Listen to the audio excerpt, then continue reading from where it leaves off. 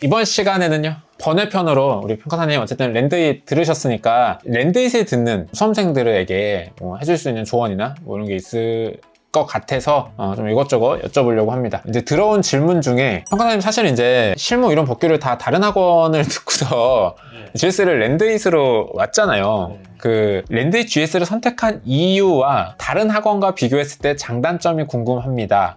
랜드잇으로 하게 된 이유는 법규의 영향이 제일 컸던 것 같고, 뭐 실무는 이제 뭐 다들 잘 아는 강사님이 있으시니까 그 강사님 거는 모의고사 다 푸는 게 좋고, 남들 다 아는 건 다 해야 되니까. 그리고 이론 같은 경우는 이제 뭐 어디를 들어도 크게 상관없다는 주의였고, 제일 중요한 거는 법규가 제가 여태까지 공부한 게 실제로 이제 모의고사 봤을 때 그게 먹히는 건지, 그거를 저는 랜드잇에서 조금 확인하고 싶어가지고, 어차피 실전 모의고사를 실강으로 들어야 되는 거면 법규에 대한 그 비중을 좀 많이 두고 랜드잇으로 해야겠다 이 생각으로 이제 랜드잇 거를 듣게 됐고, 실제로도 근데 뭐 채점 기준은 법규는 뭐 큰 차이는 없는 것 같아요. 실제 시험이랑 저는 약간 그렇게 느꼈어요. 다른 학원과 비교했을 때 장단점은 뭔 것 같아요? 일단은 장점이라고 확실하게 말씀드릴 수 있는 거는, 이거는 이제 랜드잇이 만약에 학원이 커지면 어떻게 될지는 모르겠지만 1대1로 약간 이렇게 봐주는 거라든지 디테일하게 봐주는 그런 부분은 진짜 확실히 장점인 것 같고, 제가 GS 스터디 하면서 실무도 제일 잘 나가는 그 학원의 문제만 푸는 것보다는 다른 유형도 같이 푸는 게 브리타라든지 그런 여러 유형의 문제에 대비가 되는 부분이 있어서 실무도 GS 스터디 랜드잇 거 잘 들은 것 같고, 그런 시간이 부족한 문제라든지 특이한 유형의 문제라든지 그런 것도 랜드잇 통해서 좀 풀어봤거든요. 그리고 이론 문제 같은 경우도 이제 그 학원 3개를 풀었거든요. 이론은 또 많이 넓혔네요. 목차만 잡았어요. 내용 정리는 안 하고? 내용 정리했어요. 근데 학원 중에 하나는 좀 답지가 약간 별로더라고요. 그 배점도 좀 안 맞게 쓰고 그래가지고 그거는 이제 참고용으로만 거의 봤었고, 근데 뭐 계속 얘기하지만 남들 하는 거는 다 해야 되니까 남들이 봤던 거잖아요, 그것도. 그래서 그것 때문에 좀 의무감에 본 것도 있었고, 법규는 사실 뭐 랜드잇 것만 해서 그냥 랜드잇이 좋은 것 같아요. 법규 다 좋지만 논점만 좀 잘 봤으면 굉장히 좋을 뻔 했습니다. 네, 아쉽지만 그럴 수도 있죠. 그건 어떤 것 같아요? 이제 그 최평가사님 실무 문제는 이제 직접 풀었잖아요. 그 문제가 그냥 솔직히 어땠어요? 처음에 봤을 때는 막 배점도 되게 특이하고, 뭐 1번이 막 50점이었나? 막 그랬었던 것 같아요, 제가 보기엔. 그리고 논점도 막 엄청 강론으로 들어가가지고 막 나오는데, 뭐야, 이거 내가 이제 여태까지 풀었던 그 전형적인 문제랑 너무 다르니까 완전 망친 거죠, 그때 실무 문제를. 시간도 다 모자라고 그랬는데, 그것도 이제 몇 번 풀다 보니까 적응이 되더라고요. 그리고 그게 제가 1기 때부터 아마 했었던 것 같은데, 1기 때 문제가 좀 그런 강론 문제를 좀 많이 내셨던 것 같아요, 적응하라고. 그리고 결국에 시험은 또 강론 문제 나왔었잖아요. 그래서 그런 문제 푸는 것도 다 경험이 되는 거고, 그 잘 나가는 그 모의고사만 푸는 거 어차피 그거는 그렇게 좋은 선택은 아닌 것 같아요. 결국에는 2개 이상의 학원에서 모의고사는 풀어봐야 되는 것 같고, 그 최종호 평가사님 문제는 이제 브리타라든지 시간이 좀 모자란 문제라든지, 그게 이제 평가사님이 의도하신 건지는 모르겠는데 그런 거 연습하기에 진짜 좋았어가지고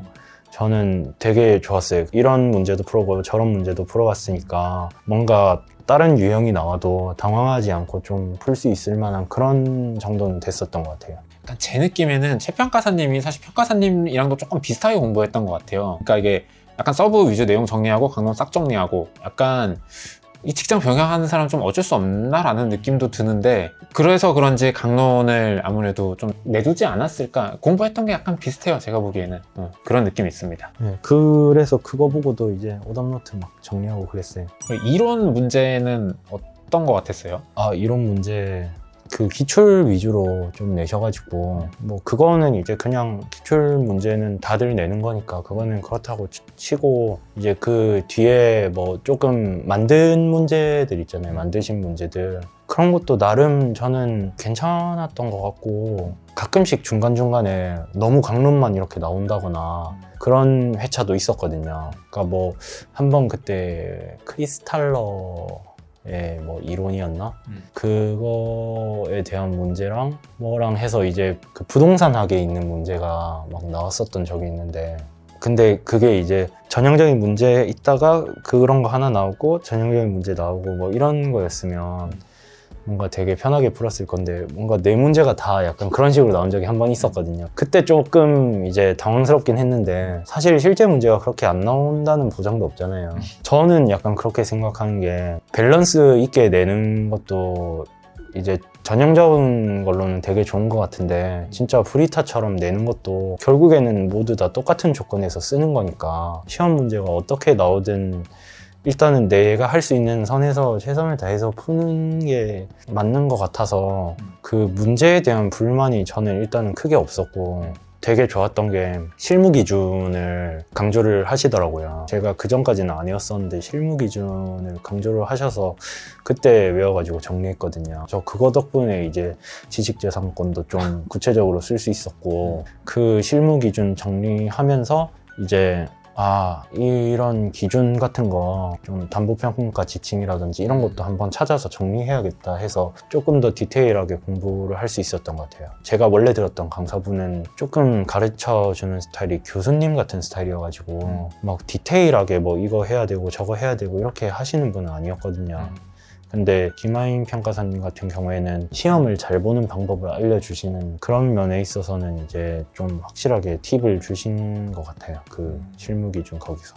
알겠습니다. 그다음에 법규 관련해서는 저는 이제 사람들한테 항상 물어보는 게 저는 이제 막 초반에 판례를 가르치진 않잖아요. 그리고 AB급을 좀 오래 끌어주잖아요. AB급만으로 사실 문제풀이를 다 하잖아요. 그러면은 이제 그때쯤 해서 이제 연기 1기가 다른 학원들이 있으니까 연기 1기 가셨다가 너무 모르는 거 나온다. 이거 괜찮냐라고 불안해하시는 분들 되게 많거든요. 그런 적은 없었어요? 저는 근데 다른 학원을 사실 안 들어가지고 그 비교를 애초에 할 수 있는 경험이 없고 뭐 결국에는 랜드잇은 기출 문제를 기반으로 해서 다 내는 거잖아요. 사실 저도 그게 좀 맞다고 생각해서 어차피 학원 강사분들이 만들어서 내는 문제면 그게 시험 문제로 실제로 나오는 거는 거의 불가능한 거니까 기출 문제 위주로 해서 이렇게 풀고 판례 같은 것도 저도 판례가 막 엄청 중요하다라고는 생각은 좀 안 되는 게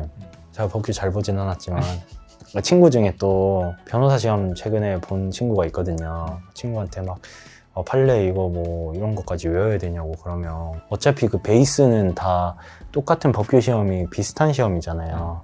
그 친구도 얘기하기를 판례는 이제 내용이 뭐 이런 판례가 있었다라는 것만 설명을 할 수 있으면 되는 수준으로만 외우면 된다고 막 그렇게 얘기를 하더라고요. 시험의 성격은 다르지만 제가 봤을 때는 예를 들면 그 회계법인이 이제 감정평가한 그 판례 같은 것도 그런 판례가 있었다라는 거를 알면 관련 판례 해가지고 쓸 수 있잖아요. 그렇게 떠오르게 써도 점수는 좀 어느 정도 받는 것 같아서 잘은 모르겠어요. 근데 그렇게 받는 것 같아서 결국에는 판례 쓸 수 있으면 더 점수는 잘 받겠지만 저처럼 이제 시간이 없는 사람들이 굳이 판례까지 그리고 굳이 다른 학원 거 보면서 그렇게 걱정하는 것보다는 그냥 저 한 것처럼 법규는 그냥 랜딩만 들어도 괜찮은 것 같은데 그리고 모의고사를 그냥 다른 걸로 풀어가도 될 것 같고 알겠습니다. 근데 약간 제가 보기에는 제가 판례를 안 가르친다는 건 저는 개인적으로는 약간 프레임인 것 같고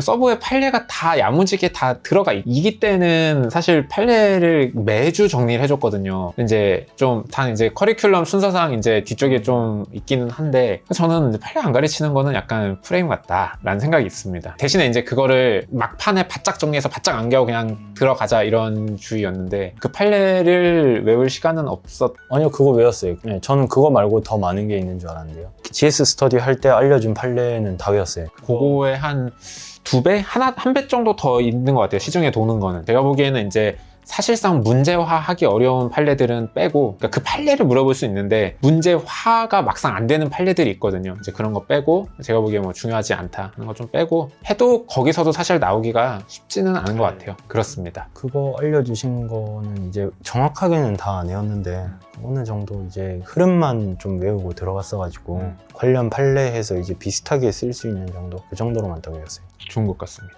마지막으로 뭔가 랜드잇의 평가사님이 풀커리를 탄 건 이제 법규 쪽이니까 법규를 들으시는 수험생분들에게 조언의 얘기를 해줄 수 있는 게 있다면 뭐가 있을까요? 커리큘럼 짜주신 대로 쭉 가면, 저는 뭐 논점 이탈하긴 했는데 이탈했어도 50점 이상 나왔잖아요. 그냥 커리큘럼대로 가면 제가 보기에 정상적으로 하면 최소 55점은 나오는 것 같고, 그냥 그거대로 가시면 될 것 같아요. 그러면 랜드잇에 대한 얘기도 편하게 해봤고 오늘 정말로 여기까지 할까요? 저희 정말 이렇게 오래 걸릴 줄 몰랐어요. 4시에 시작했는데 지금 1시 반이네요. 어쨌든 저희 뭐 여러분들 어떻게 뭐 도움이 많이 되셨을지 안 되셨을지는 뭐 상황마다 좀 다르겠지만 저희가 도움이 되고 싶어서 열심히 찍었으니까 많이 도움이 되셨으면 좋겠습니다. 네, 여기까지 할까요? 네. 고생 많이 하셨습니다. 네, 감사합니다.